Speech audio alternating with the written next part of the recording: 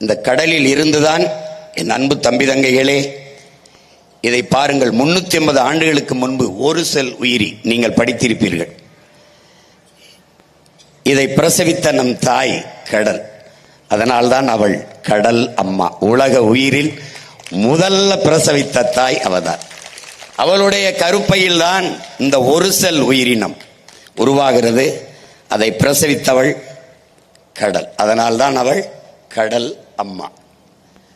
இதில் இருந்துதான் பல்வேறு படிநிலைகளில் படிநிலை மலர்ச்சி மாறி மாறி மாறி, அதை பரிணாமம் என்கிறார்கள், நாம் படிநிலை மலர்ச்சி என்கிறோம்.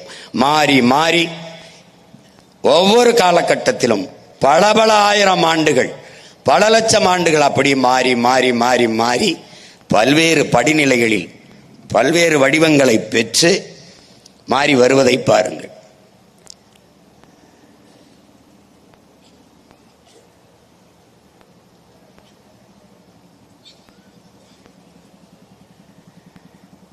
நிலப்பரப்பில் தோன்றிய எல்லா உயிர்களும் வளர்ச்சியடைய ஆதித்தாயான அந்த கடலே காரணமாக இருக்கிறார். அதனாலேயே அவள் நம்முடைய கடல் அம்மா.